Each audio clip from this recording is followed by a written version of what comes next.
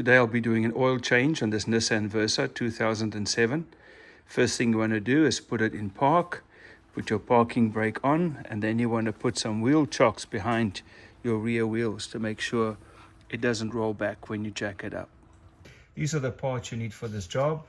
Oil 5W30, oil filter, I'm using the Fram, that's my part number right there, and then a new washer for the oil drain plug. These are the tools you're going to need for this job. You always need safety glasses. Gloves when you're working with oil is really recommended. You need an oil funnel to put the new oil in. You need light whenever you work on a vehicle. And then you need a 14mm socket or a 14mm wrench for the drain bolt. If you have a socket, you need a ratchet, and to put it back on again, you need a torque wrench. If you have it, if you don't, it's okay. You can just choke up on one of these two and just get that really snug. To take off the oil filter, if it doesn't come off by hand, you need an oil wrench like this or something similar, maybe a strap or something like that to loosen that oil filter. It's going to go back on by hand, so you don't need to fasten it with that. With this, as well as a drain pan and of course jack stands and a jack to get the car in the air, those are the tools that you'll need to get this job done. Now you need to jack your car up and put it on jack stands for safety. Before you get under the car, give it a good tug, wiggle it to see if you can move it or not. And then you need to put your drain pan underneath. And you're going to open up the drain plug and drain the oil. This is your drain plug up here. It's a 14mm. And you're going to just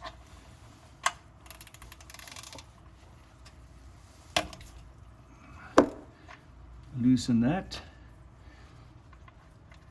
Be ready for the oil to come out.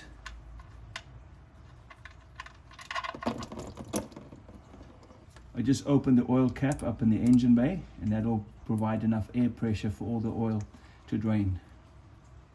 Once it's drained out, you're going to put your oil drain bolt back, but you put a new washer in, and you're just going to take some oil and just cover the top of the washer there.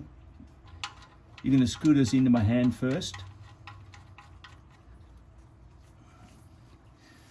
Clean up some of this mess over here.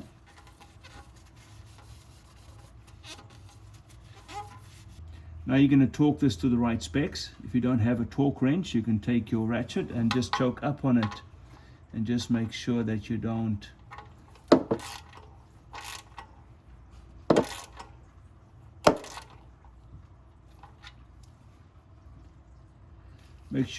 put too much leverage onto it. If you do have a torque wrench, it's going to be 25 foot-pounds. There you go. The next thing you want to do is to remove your oil filter over here, and you need to make sure your drain pan is underneath because there's lots of oil will come out. Sometimes you can take these filters off by hand and you just twist them lefty-loosey and they go righty-tighty. It is hard to get your hands all the way around to get a proper grip on it, so if it doesn't take, then you can always use a mechanical means. If it doesn't come off easily by hand, you can use some pliers, maybe like this oil filter pliers right here, just to persuade it.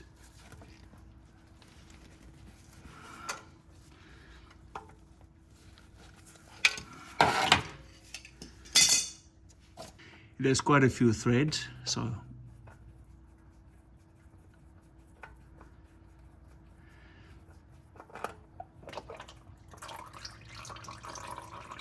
I'll just bring you in for a closer look to see what that oil filter thread looks like. There it is.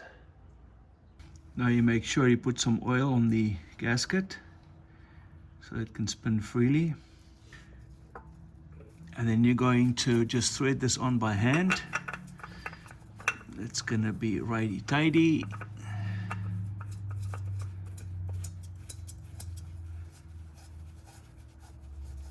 And we're not going to use pliers to tighten it. We're just going to leave it tight by hand. Do it as tight as you can. and it should be fine. So this vehicle takes 4.1 quarts.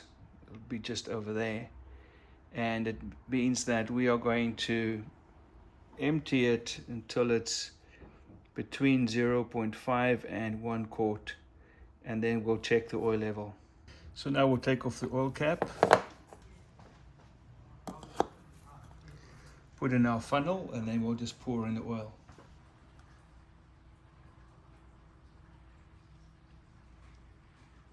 You just got to be careful as you pour your oil so it doesn't splash all over. Just take your time, there's no rush. Every now and then just check your oil level. Still got more to go.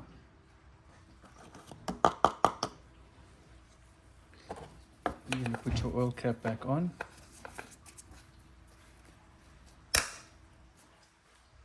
And then you're going to start your engine just so the oil can circulate through the new oil filter before you check your level.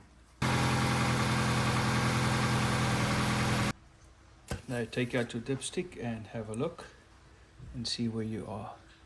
You'll see that your oil level is between those two holes. That's good. That's where you want it to be. But I can actually add some more oil and bring it more to the top level right there. So that's what I'm going to do.